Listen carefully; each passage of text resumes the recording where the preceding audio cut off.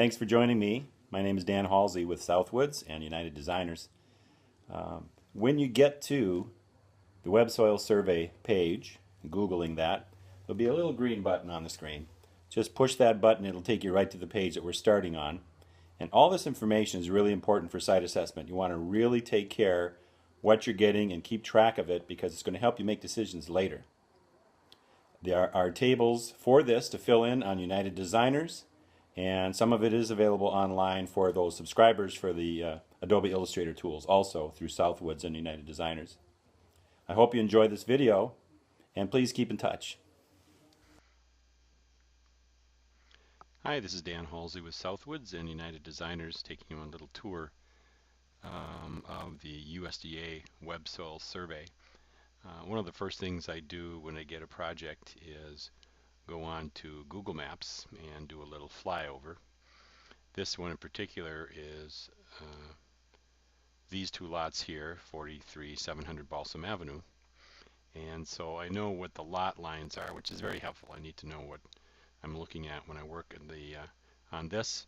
Hopefully I have a survey coming from and some aerials and things they've delineated for me. But to kind of speed things up, as soon as I have a legitimate project, I like to do a little flyover, look at the property, see what's all about, see what's going on there, and really familiarize myself with that, zooming in, looking at in case wetlands here, the fields, the condition of the site, the buildings that they have, all those kinds of things, and just see all the different resources as we start to build our base map. But eventually I'm going to head over to the Soil Web Survey, and in this case what I am looking to do is go find the property on here, and you're going to see all the great information that we have available to us on here. I am hoping that this will copy over correctly. The address, no it didn't. So this is the address here.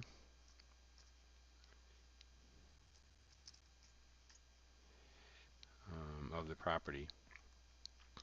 And what's interesting when you're looking for the properties, you could just even put in a partial address, no city, no state, and it'll give you then a selection to go, is it this one, is it that one, which makes it really easy to work with.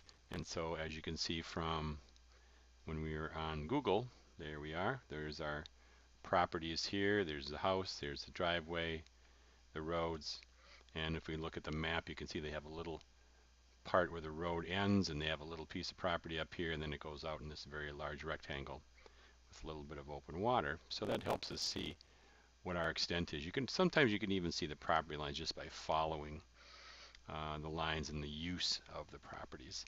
And then back on the Web Soil Survey we see the same thing here. There's the house, there's the road, and there are property lines. The ends just right about where this one is where that ends, and you just follow it around.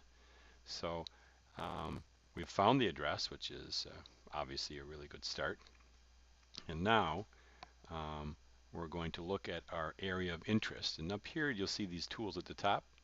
AOI, area of interest. Well, we want to find out what we're looking at here, and we want only the information for the property that we're going to see. So in this case we do have that rectangle with a little square up here at the top, bringing in this field here, cutting across and making a little box. And so they don't give you the property lines when you're looking at this, so you have to put those in. In this case then I'm going to use a polygon instead of a square, and I'm just going to start at one of these corners and shoot across to approximately where I think the property line is. Go up there, head down, and might not be quite right, about like that. And what it does then is it makes the area of interest for you, and that's where all your information is going to come from. So at this point it's basically calculating the space and your geospatial data and getting that all ready for you. And there we go. This is the actual area of interest that we're working with. If we want to do that again, we can, or we can use a square or whatever we want. I don't really like how this laid out here, so I'm going to do it again. I'm just going to go straight across like about like that, not down as far as I did before. Make it squared off. Come across to this field. Here we go. Better. There we go. And now I think I have a better handle on the space that we're going to be working with. Either way, the data that we have will still apply. And now we have our new map. Again, it's calculating the area of interest. And then we'll go to our soil map. So that's good. We have the area that we're looking for with the fields and the farmhouse and wetlands and all those areas. And then we have these tabs up here. So as soon as I click on soil map, it's now going to open up the soil map for us, and it shows us all the different soils that are on this property. And you can see them all here. Acres in the area of interest of each one of these soils, and then the percentage of the total acreage that is made up by each one of these soils. And you can click on these and also get some more information about them.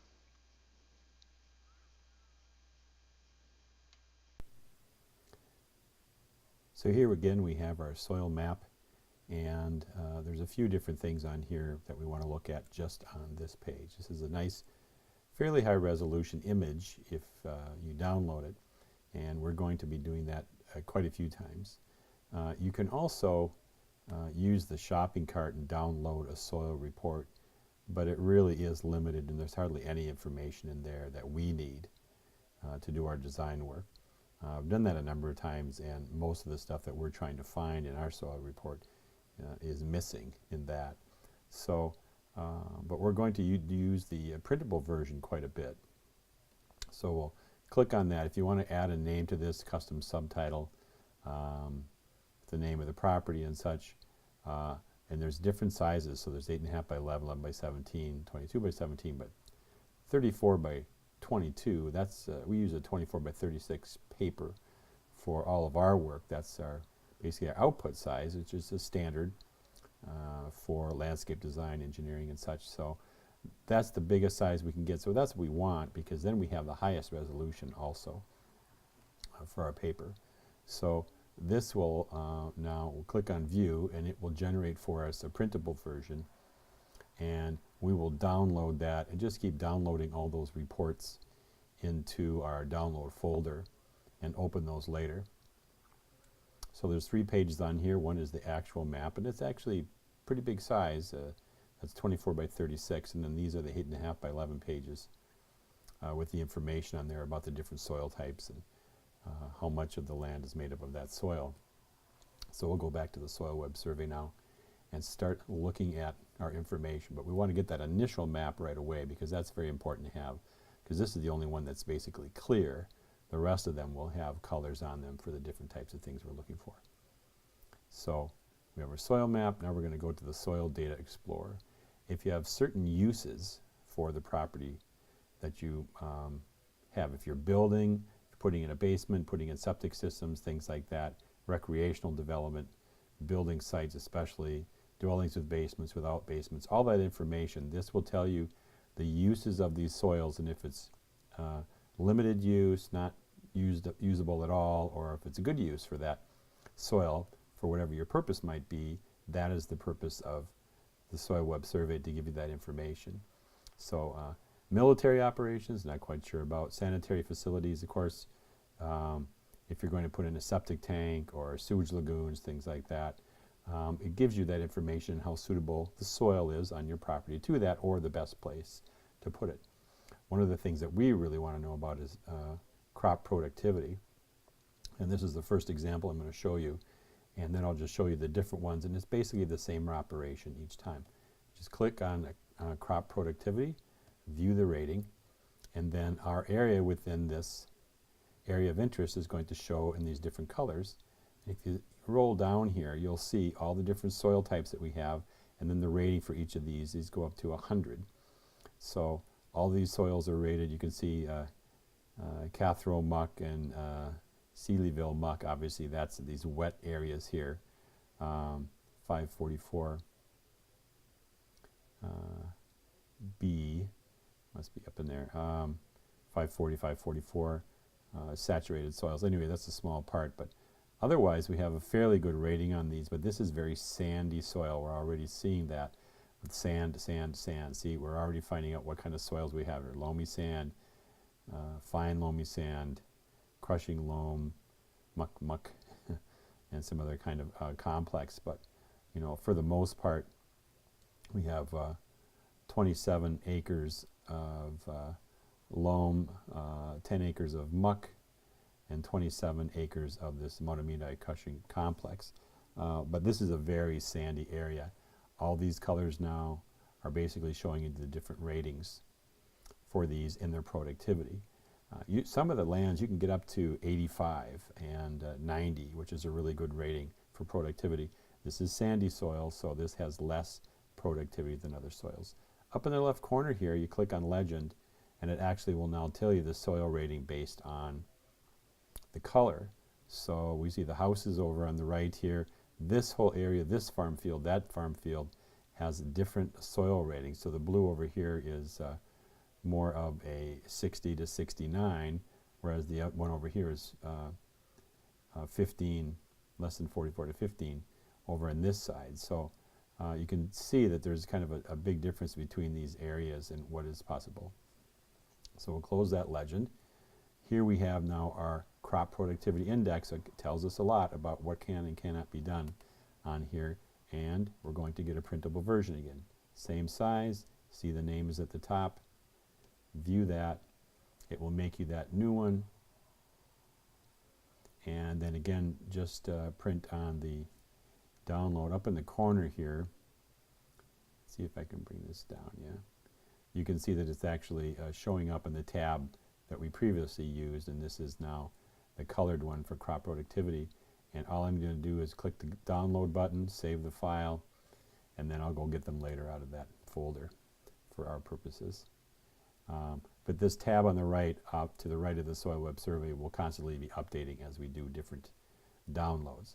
That download process is basically what we're doing through the entire time that we're working online, is downloading that information each time so that we have this information for us to use later.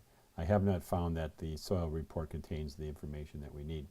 So waste management, water management, different things that you might do on the property, or is the soil on the property suitable for irrigation, pond reservoirs, things like that, general irrigation, excavated ponds, dikes, levees, embankments. All this information is important to know if you're going to do some kind of construction or even see if that's possible.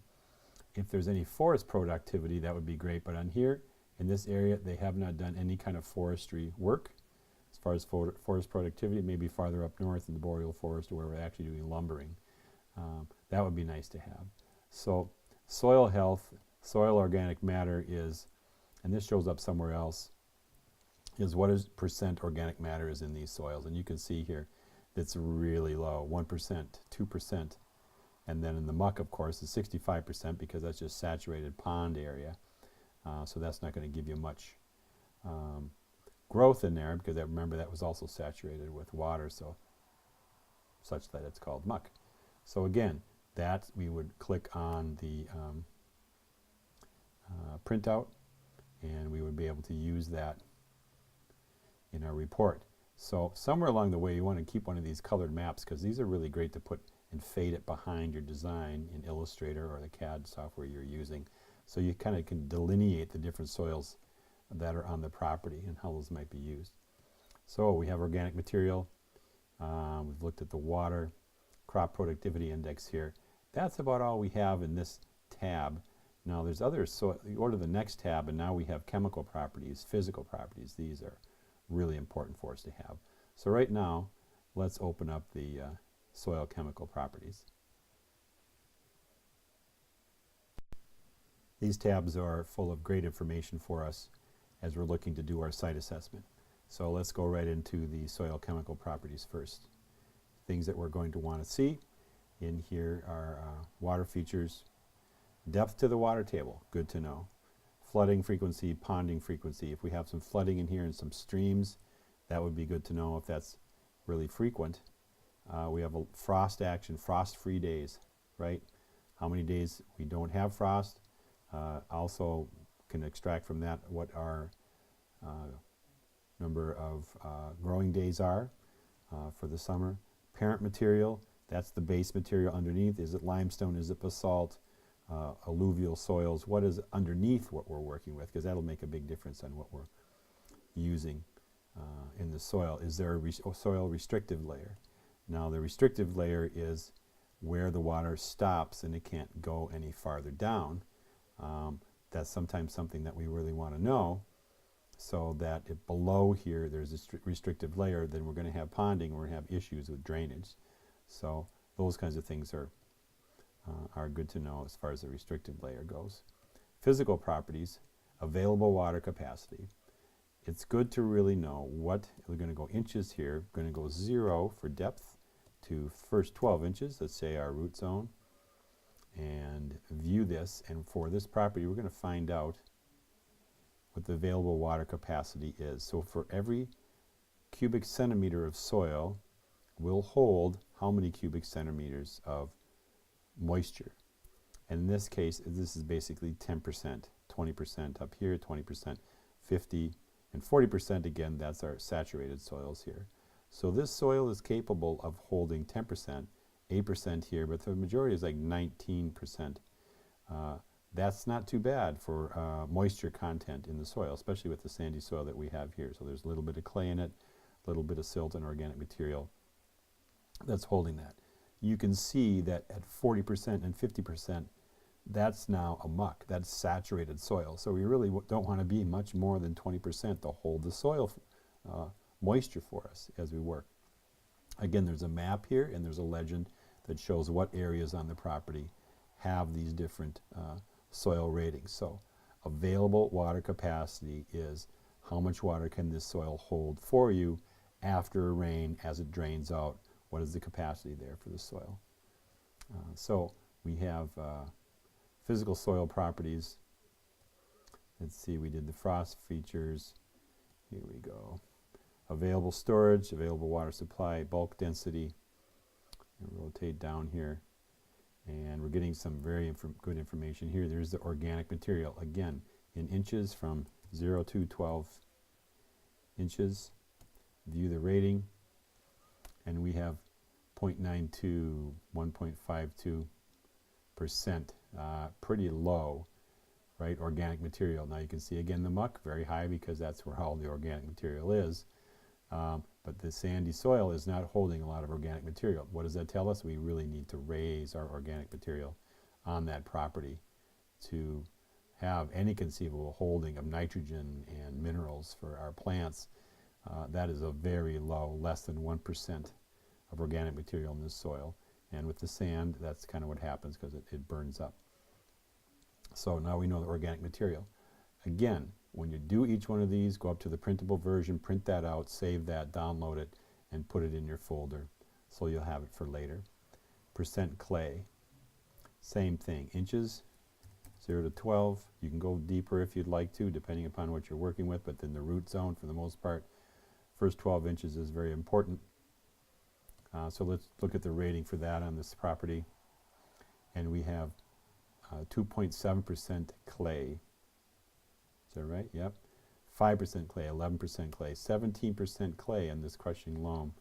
Not too bad, but this small 5%, no, and we're back in the muck again. So 11% and 17%, that's pretty good. Get up to 33%, and we're getting up into the loamy clay. But now we have clay with the sand here, and that's why basically they're calling it loam, because we're getting equal parts or close to of each one of these components.